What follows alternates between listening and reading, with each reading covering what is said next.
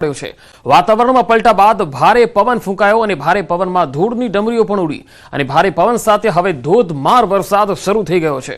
જિલ્લામાં અનેક સ્થળોએ ધોધમાર વરસાદ પડ્યો છે। મહેસાણાથી આવી રહી છે તસવીર। મહેસાણામાં અચાનક મોડી સાંજે જ વાતાવરણ પલટાયું અને અચાનક ધૂળની ડમરીઓ ઉડવા લાગી, ભારે પવન ફૂંકાયો અને ત્યારબાદ ધોધમાર વરસાદ શરૂ થઈ ગયો। મહેસાણા જિલ્લામાં અનેક સ્થળો પર ધોધમાર વરસાદ વરસ્યો।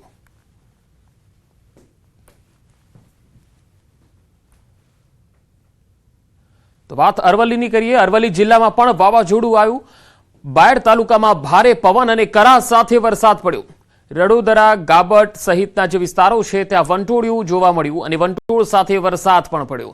મોડાસામાં પણ ભારે પવન ફૂંકાયો હતો। તસવીરોમાં જોઈ શકાય છે કે લોકો દોડભાગ કરી રહ્યા છે કારણ કે ધૂળની ડમરી ઉડી, અચાનક તેજ પવન ફૂંકાવા લાગ્યો અને પછી ધોધમાર વરસાદ શરૂ થયો। બાયડ તાલુકામાં ભારે પવન અને કરા સાથે વરસાદ પડ્યો તો ગ્રામીણ વિસ્તારોમાં ગાબટ, રડોદરા સહિતના વિસ્તારોમાં પણ વરસાદ શરૂ થયો। વંટોળ સાથે વરસાદ થતા મોડાસામાં પણ ભારે પવન ફૂંકાયો હતો।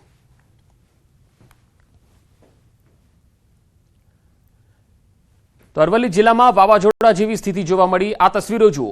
બાયડની આ તસવીર છે। બાયડમાં સમૂહ લગ્ન હતું અને અચાનક જ્યારે વાવાઝોડું આવ્યું ત્યારે બધું તહેસ નહેસ થઈ ગયું। જે મહેમાનો હતા એ પણ આમ તેમ ભાગવા લાગ્યા। ભારે પવનને કારણે મંડપ પણ ઉડી ગયો। 108 યુગલોના લગ્ન સંપન્ન થયા અને ત્યારબાદ અચાનક વાવાઝોડું આવ્યું એટલે લગ્ન મંડપનો જે મંડપ તાણેલો હતો એ તૂટી ગયો હતો, ઉડી ગયો હતો। ભારે પવનને કારણે મંડપ ઉડતા ખૂબ જ નુકસાન પણ થયું।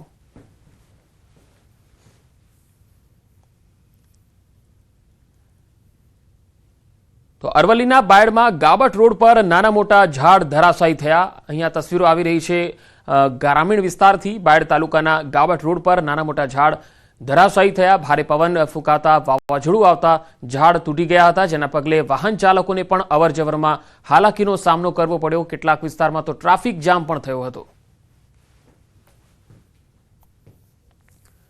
તો ઉત્તર ગુજરાતના તમામ વિસ્તારોમાં વાતાવરણમાં પલટો જોવા મળ્યો। હવે છોટાઉદેપુરની વાત કરીએ।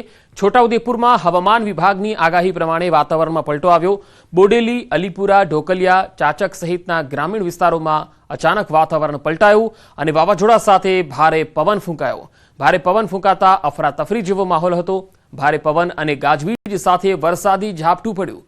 કમોસમી વરસાદ થતાં ખેડૂતોમાં ચિંતા વ્યાપી ગઈ। કેરી, મકાઈ, કેળ અને તલ જેવા પાકને ભારે નુકસાનની આશંકા છે।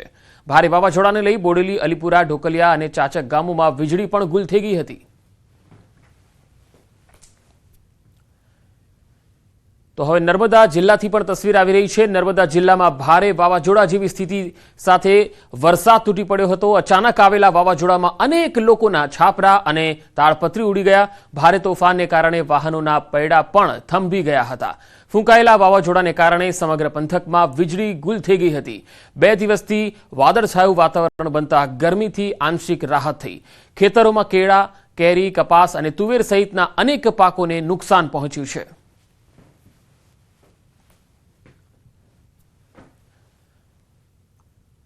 તો આ તરફ વડોદરાના વાઘોડિયા વિસ્તારમાં પણ પવન સાથે ધોધમાર વરસાદ થયો। ધૂળની ડમરી સાથે વરસાદ ખાબક્યો। કામ ધંધે અને નોકરીથી પરત ફરતા લોકો રસ્તા વચ્ચે જ અટવાયેલા રહ્યા। લારી, ગલ્લા સહિતનો સામાન પવનમાં રોડ પર ઉડવા લાગ્યો।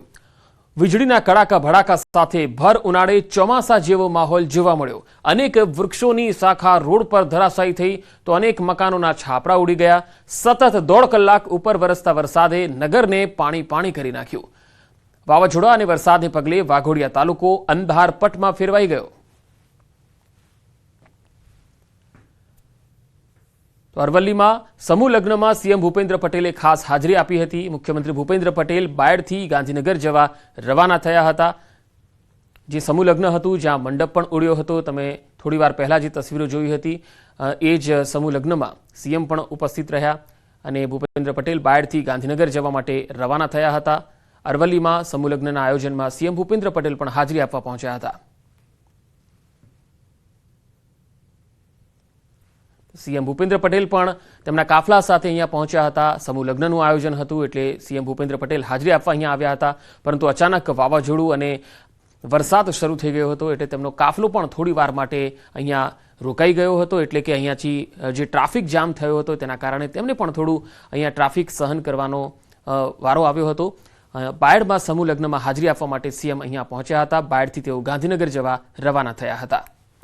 તો વાતાવરણમાં અચાનક જે ફેરફાર આવ્યો છે તેમાં રાજ્યભરમાં મોટા ભાગના વિસ્તારમાં વાતાવરણમાં અચાનક બદલાવ જોવા મળ્યો છે અને આ બદલાવ જે છે 4 દિવસ સુધી જોવા મળશે. હવે તાપીથી આવી રહી છે આ તસવીર. તાપી જિલ્લાના વાતાવરણમાં અચાનક પલટો આવ્યો. હવામાન શાસ્ત્રી અંબાલાલ પટેલની વરસાદની આગાહી છે અને એ આગાહી વચ્ચે જ તાપી જિલ્લામાં ગાજવીજ સાથે કમોસમી વરસાદ તૂટી પડ્યો હતો. મોડી સાંજે વ્યારા સહિતના આસપાસના વિસ્તારોમાં ગાજવીજ સાથે વરસાદ તૂટ્યો. વરસાદને પગલે વાતાવરણમાં ઠંડક ફેલાઈ ગઈ હતી. લોકોને ગરમીથી રાહત મળી. ભર ઉનાળામાં વરસાદ પડવાથી ખેડૂતોને કેરી સહિતના પાકને નુકસાન જાય તેવી ભીતિ સતાવી રહી છે. તો કમોસમી વરસાદે પાલિકાની પણ પોલ ખોલી. અહીંયા વડોદરામાં નવા બજાર, મંગળ બજાર સહિતના વિસ્તારોમાં પાણી ભરાઈ ગયા. આ તસવીરો જુઓ. બજારની કેટલીક દુકાનોમાં તો પાણી ફરી વળ્યા હતા. રાહદારીઓ અને વાહન ચાલકો, વેપારીઓ મુશ્કેલીમાં મુકાયા. હજુ તો આ કમોસમી માવઠું છે. ઉનાળો ચાલી રહ્યો છે અને એમાં જ એક માવઠામાં જ વડોદરામાં આ મંગળ બજારના આ હાલ થઈ ગયા છે. મંગળ બજાર હોય, નવા બજાર હોય, તો આ વિસ્તારમાં પાલિકાની અહીંયા પોલ ખુલ્લી પડી ગઈ.